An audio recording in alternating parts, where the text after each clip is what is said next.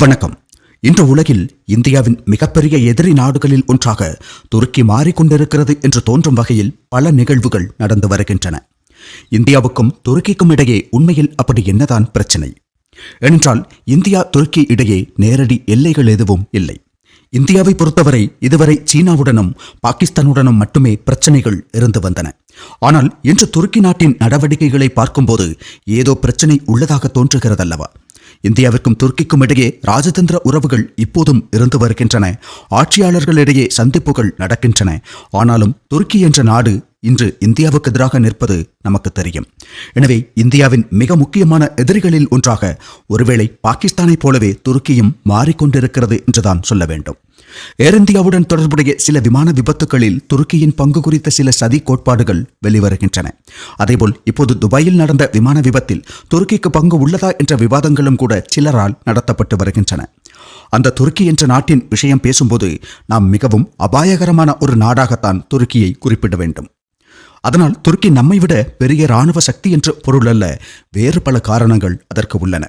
இப்போது பாகிஸ்தானும் இந்தியாவும் ஒரே எல்லையை பகிர்ந்து கொள்ளும் நாடுகள், அணு ஆயுதம் கொண்டுள்ள நாடுகளும் கூடவாகும். இரு நாடுகளுக்கும் இடையே அணுசக்தி சண்டை ஏற்பட வாய்ப்புள்ளது என்று சொல்லும் போதும் கூட இந்தியாவுக்கு எதிராக அணு ஆயுதம் பயன்படுத்துவதற்கு முன் பாகிஸ்தான் 1000 முறை நிச்சயம் சிந்திக்கும். ஏனென்றால் அதன்பின் இந்தியா கொடுக்கும் பதிலடி பாகிஸ்தான் என்ற நாட்டையே இல்லாமல் செய்யும் விதத்தில் இருக்கும் என்பது அவர்களுக்கும் தெரியும். எனவே இரு தரப்பிலும் இழப்புகள் இருக்கும் என்பதால் முடிந்தவரை பெரிய போர்களுக்கு செல்லாமல் இருக்க முயற்சிக்கும் வாய்ப்புள்ளது. சீனாவின் விஷயத்திலும் அதுதான். ஆனால் துருக்கி விஷயத்தில் இந்தியா அணுசக்தி நாடாக இருந்தாலும் கூட துருக்கியை அவ்வளவு எளிதாக நாம் தாக்க முடியாது. ஏனென்றால் துருக்கி ஒரு நேட்டோ உறுப்பு நாடாகும்.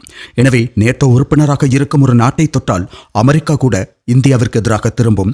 பிரான்ஸ், பிரிட்டன், ஐரோப்பிய நாடுகள் போன்ற பெரும்பாலான நேட்டோ உறுப்பினர் நாடுகளும் நமக்கு எதிராக திரும்புவதற்கு நிர்பந்திக்கப்படுவார்கள். அப்படிப்பட்ட ஒரு சலுகையில் இருந்து கொண்டுதான் துருக்கி இந்தியாவுக்கு எதிராக விளையாடுகிறது. அதனால் துருக்கியை நாம் மிகவும் கவனத்துடன் சமாளிக்க வேண்டும். அது மட்டுமல்ல, நேட்டோ உறுப்பினர் என்ற முறையில் பல மேம்பட்ட தொழில்நுட்பங்களும் துருக்கிக்கு கிடைத்துள்ளன. பல துறைகளில் முன்னணியில் நிற்கும் நாடுகளில் ஒன்றாகவே துருக்கி இன்று உள்ளது. இராணுவ சக்தியை ஒப்பிட்டு பார்த்தால் இந்தியாவைப் போல வலிமையானது அல்ல என்றாலும் துருக்கி நேட்டோ உறுப்பினர் என்ற சலுகை இருப்பதால் ஒரு இயல்பான கவச்சம் அந்த நாட்டிற்கு கிடைத்திருக்கிறது. இந்த நேட்டோ என்ற கவச்சம் இல்லை என்றால் துருக்கி இந்தியாவால் எளிதாக கட்டுப்படுத்த முடிந்த ஒரு நாடுதான். ஆனால் நேட்டோ என்ற அந்த கவச்சம் துருக்கியை பல நேரங்களில் பாதுகாத்து விடுகிறது. அந்த கவச்சத்தை அணிந்து கொண்டுதான் துருக்கி இந்தியாவுக்கு எதிராக தேவையான ஆட்டங்களை எல்லாம் ஆடிக்கொண்டிருக்கிறது. நாம் வரலாற்றை பரிசீலித்தால் இந்தியாவில் ஏராளமாக படையெடுப்பு நடத்தியவர்களாக துருக்கியர்கள் இருக்கிறார்கள். இந்தியாவிலேயே பல சாம்ராஜ்யங்களில் துருக்கி வம்சாவளியினர் இருந்ததை காண முடிகிறது. முதலாக இந்தியாவுக்குள் ஆப்கானிஸ்தானில் இருந்து படை நடத்தி வந்த முகமது கோரி என்பவனது ஒரு சேனாதிபதியாக இருந்தவனாவான் குத்புதீன் ஐபக் என்பவன். அவன் ஒரு துருக்கி வம்சாவளியை சேர்ந்தவனாவான். துர்கிஸ்தானை சேர்ந்த அவன் மத்திய ஆசியாவில் இருந்து வந்துள்ளான். அவன்தான் இந்தியாவில் முதலாக வந்து ஸ்லேவ் டைனஸ்டி அல்லது அடிமை ராஜவம்சத்தை நிறுவியுள்ளான். கிட்டத்தட்ட 1206 முதல் 1290 வரை இந்தியாவின் பல பகுதிகளை ஆண்ட ஒரு வம்சமாகும் அது. அதன் பின்னர் கில்ஜி வம்சம் என்ற ஒரு ராஜவம்சம் நிறுவப்பட்டது. அதன் நிறுவனர் ஜலாலுதீன் கில்ஜி என்பவனும் துருக்கி பூர்வீகத்தை கொண்டவனாக இருந்துள்ளான். ஒரு ஆப்கான் துருக்கி இனத்தைச் சேர்ந்தவனாக அவன் இருந்துள்ளான். அதைத் தொடர்ந்து சயீத் வம்சம், துக்ளக் வம்சம், லோதி வம்சம் ஆகியவை இருந்துள்ளன. மிகவும் சுவாரஸ்யமாக இந்தியாவில் அதிக காலம் ஆட்சி செய்த முகலாய பேரரசு கூட துருக்கியுடன் தொடர்புடைய ஒரு ராஜவம்சமாகவே இருந்துள்ளது. அவர்கள் ஒரு துர்க்கோ மங்கோலியராக இருந்துள்ளனர். அதாவது முகலாய ஆட்சியாளராக தொடங்கிய பாபர் உட்பட அவர்களின் தந்தை துருக்கி வம்சாவளியும் தாய் மங்கோலிய வம்சாவளியும் என்று சொல்லப்படுகிறது. அதனால் இந்த முகலாய பேரரசு கூட ஒரு துருக்கி வம்சத்துடன் தொடர்புடைய பேரரசாகத்தான் இருந்துள்ளது. அதேபோல் ஆட்டோமன் பேரரசின் காலத்தில் இந்தியாவில் இருந்த ஆட்சிகளுக்கு பல சமயங்களில் துருக்கியில் இருந்த உதவிகள் கிடைத்திருக்கின்றன. அதைவிட ஆங்கிலேயர்கள் இந்தியாவை ஆண்ட காலத்தில் இந்தியாவில் ஆட்டோமன் பேரரசுக்கு ஆதரவாக பெரிய போராட்டங்களும் கலகங்களும் உண்டாகி இருக்கின்றன. அந்த கிலாபத் இயக்கம் பற்றி அனைவரும் கேள்விப்பட்டிருக்கவும் வாய்ப்புள்ளது.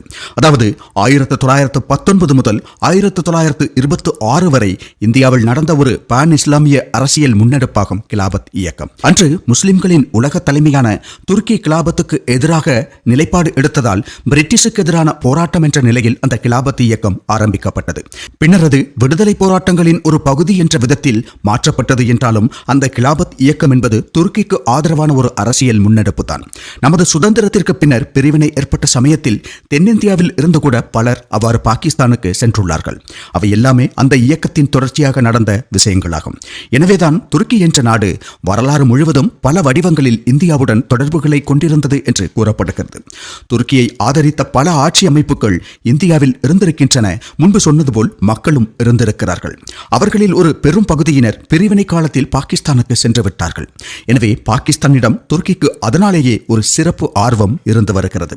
எர்டோகன் தலைமையிலான ஆட்சி அமைந்த பின்னர் ஒரு மதச்சார்பற்ற நாடு என்ற நிலையில் இருந்து முழுமையான இஸ்லாமிய நாடு என்ற நிலைக்கு மாறிவிட்டது துருக்கி. இப்போது இந்தியாவுக்கு இஸ்லாமிய நாடுகளுடன் நல்ல உறவு இருந்து வருகிறது. உதாரணமாக ஐக்கிய அரபு அமீரகம் நமது மிக நெருக்கமான கூட்டாளியாக உள்ளது. அதேபோல் கத்தார், சவுதி அரேபியா, ஒமான், எகிப்து, புரூனே மற்றும் இந்தோனேசியா உள்ளிட்ட பல இஸ்லாமிய நாடுகளுடனும் நமக்கு மிகச்சிறந்த உறவுகள் உள்ளன. ஆனால் துருக்கியுடன் அப்படி ஒரு உறவு ஏற்படாமல் இருப்பதற்கு காரணம் துருக்கி பொதுவாக தன்னைத்தானே இஸ்லாமிய உலகின் தலைவர் என்ற ரீதியில் அங்கீகரித்துக் கொள்வதுதான். இன்றைய எர்டோகன் அரசாங்கம் இஸ்லாத்தின் மிக உயர்ந்த நிலை தாங்கள்தான் என்று நிலைநாட்ட முயற்சிக்கிறது.